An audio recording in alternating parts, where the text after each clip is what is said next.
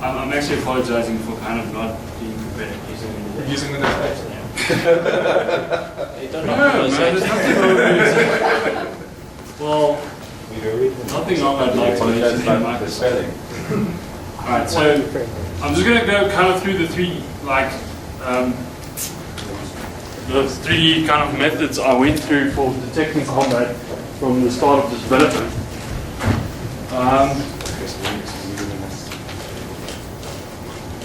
So the very first thing, let me just show you the animation loop for the light attack. Right. So this is the first kind of attack. This is what the animation will look like. So it's 4 frames, right? So what I had at the start was literally just a box that the character kind of carried around. Alright, so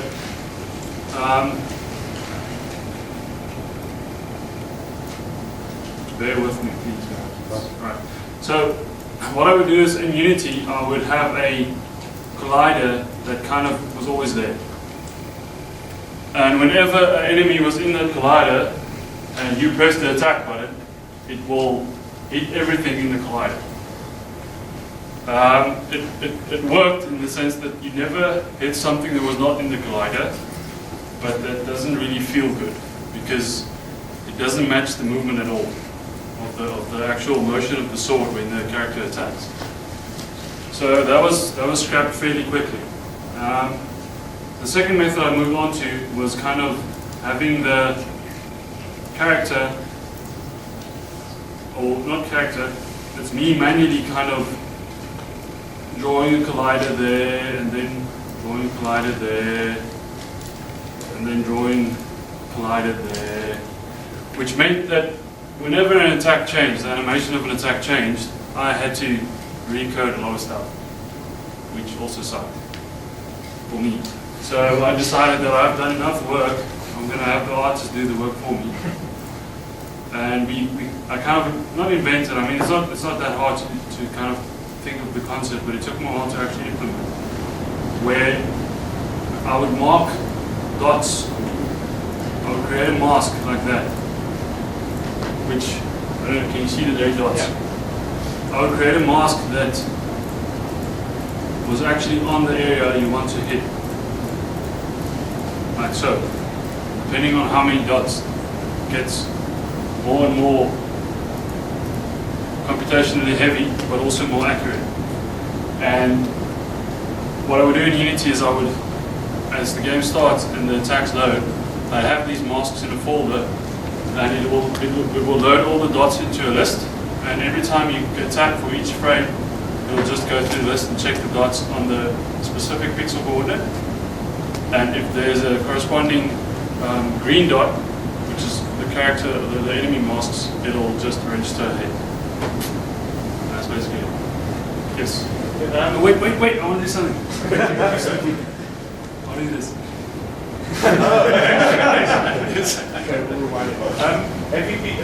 I'm not sure exactly what kind of feel you're looking for, but I mean, if this is working, we're going to work like a standard brawler game, like Double Dragon or Final Fight. For the most part.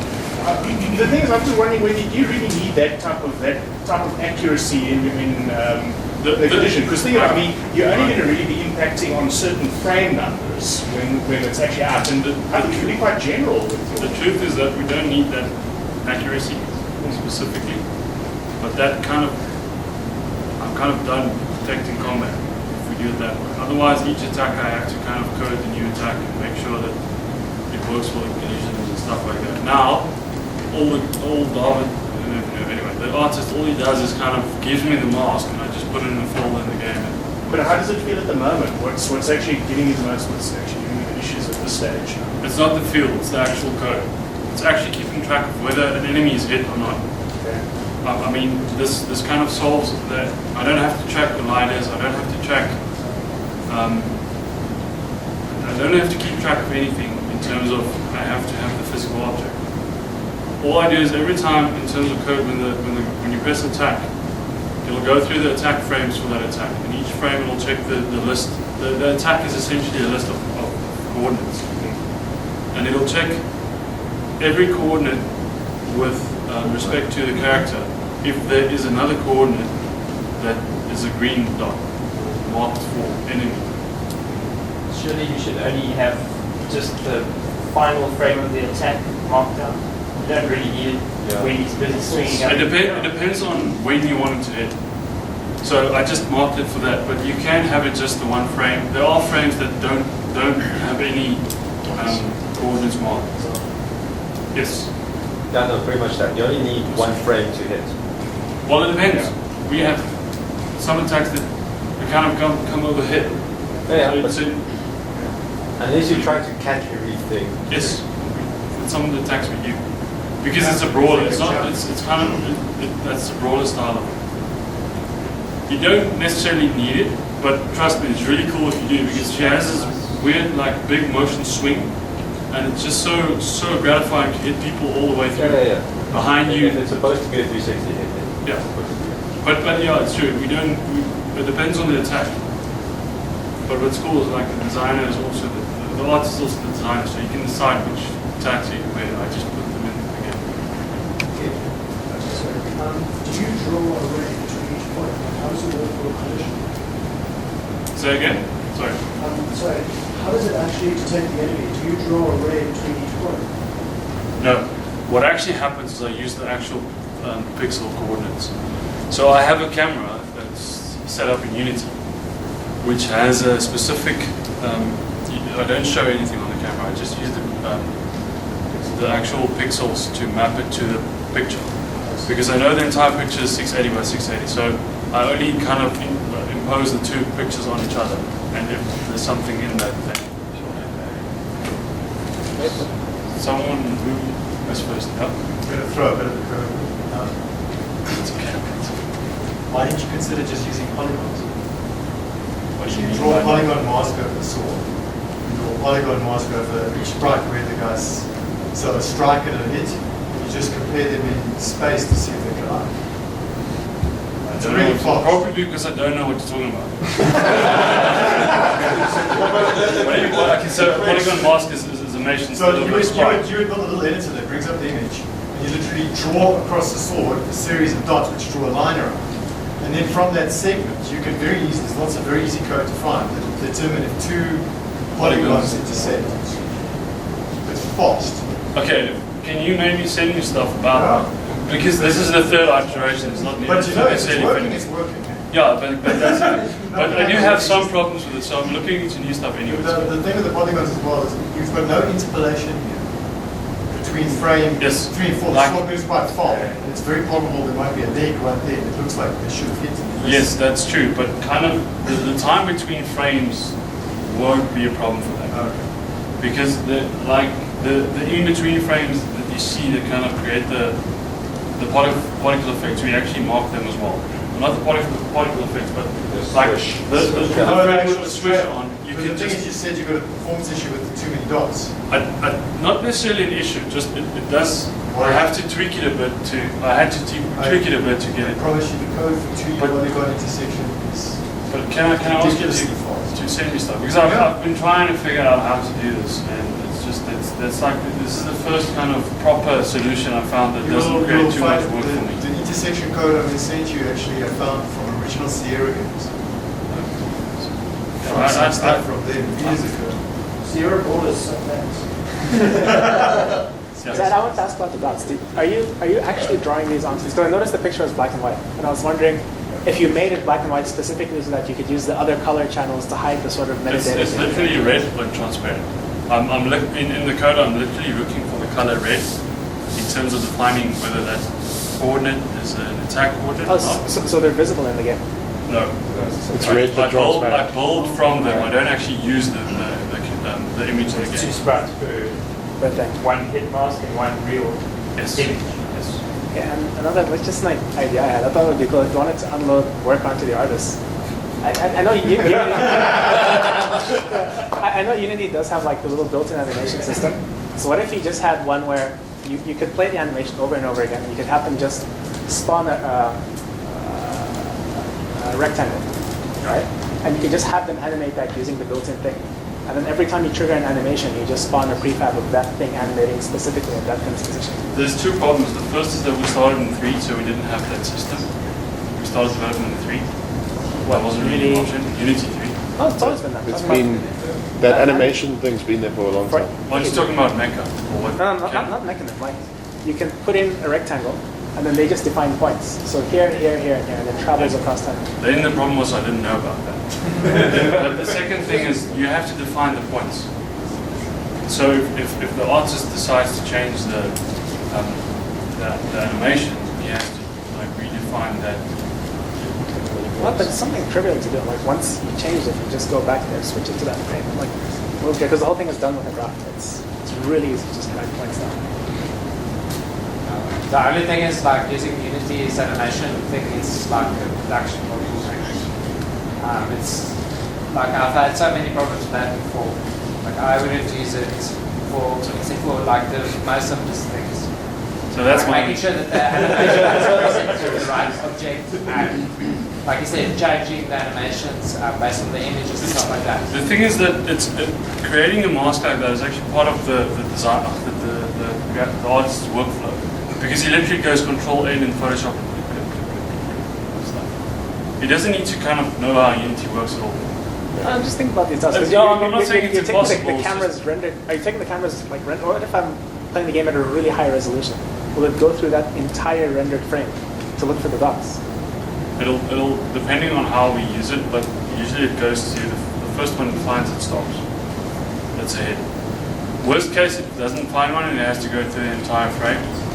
But I mean, checking 30 dots or something isn't that terrible, depending on how accurate you want. Are you using the same system for the enemies as well? I haven't done any but probably we will. You don't create a procedural mesh and then add a mesh collider to it. You just create the mesh. The problem I had with the meshes was all like the colliding Unity's like both physics engine. No, the fast enough was fine. Is that they're kind of weird on when they decide you're entering and exiting a state. Not weird in terms of it works like it's supposed to. It just doesn't work like I want to use it. And I had trouble kind of detecting. So, for instance, let's say I'm spawning an enemy, and you're actually standing in it, and then it spawns, and you hit. You don't enter because you're hitting from inside. So stuff like that started happening, and I couldn't rely on it. If you create a procedural mesh on both on the enemy and on the enemy hit points and then on the weapon, and then just do an algorithm to check if the two objects are overlapping. It's probably do rather code to. Yeah, I could. I mean, it's kind of the same principle as this. It's just using the mesh, and I look into it. It's faster in terms of. The only benefit there is that with your system, you have to the 2 points have to overlap. Whereas that you can get interpolated points along the lines. Exactly. Exactly like you said. So that's possible. I'll definitely look into kind of using the meshes and stuff because, especially if it's essentially the same thing. And you can still do the dots, but then I draw the mesh from the dots. Maybe we'll get into that. They can just put little dots in and. I could do that as well. So, I think you wanted to ask. Yeah, I wanted to ask if you're going to play test. Not tonight, no. What actually happened, I might have, but I had my power supply for my computer crashed, and I haven't had time to kind of clone the Git repository again, and this is really The quickest solution you can have is like go into the game maker forums and find a fan-made double dragon game, just rip the sprites out and replace them into a bang bang, you've got a fighting game. Well, I try to avoid game maker forums, they're icky. what I would have tried is just use the alpha channel straight, because you don't want a player to be able to get into your character at all, even just standing still, not attacking. So if you press punch, your alpha actually changes, and that will then intrude onto the other character's alpha, and that can then cause damage. Is that the same like per quick swing? Yeah, it's basically the same. I mean, if you're using a combination of the two, Yeah. you know where your objects are. You can break that down to be really cheap anyway, because you're only going to do perfect supervision in the few areas where you know your spots are already aligned. Yes, I kind of never go past, like, the first check I do is if there's anything near me, near enough. If there's nothing near me, I'll just stop the procedure entirely. Yeah. So the best case is nothing's near enough. The worst case is it's near enough, but it's not in range of any of the kind of things. But the thing is, I don't really have a performance issue. I envision some place where it might become a problem, but we haven't had a problem yet.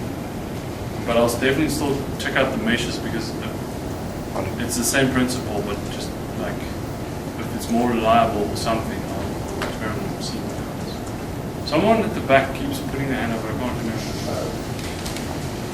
Okay, Luke, it was you. Yeah, I think that was pretty That's well okay, done. you're I was important wondering, too. as an artist, I thought that if you wanted a collision, wouldn't it be easier to kind of draw a circular sprite with a slash, and then use that as a collision box each time? What do you mean separate sprite with a slash? Already in the animation, she slashes, and it's kind of like this. Oh, you mean I should channel just use that? And just use that as the collision. The problem is that I'm using the color, like the RGBA value. You should separate out the slash as a different sprite, and then you detect that sprite for the hit. I would not say you need to do but that. that's No. essentially what I'm doing, except that's a lot heavier in computation because you're giving me thousands of pixels instead of 10. Even if you keep if you keep the visual sprite the same, it's fine. If you're using a separate sprite for the collision, that gives you a lot more freedom anyway, because you could say, okay, well, there's the slash, but I actually want to fudge it out a little bit so that my collision's a bit bigger and stuff like that. I actually that's think actually- keeping the that's separate actually- image is better option. That happened actually, where at the start I was kind of drawing the line of the sword, and it just didn't feel right. So I just draw pixels around it like a haze. It's fine.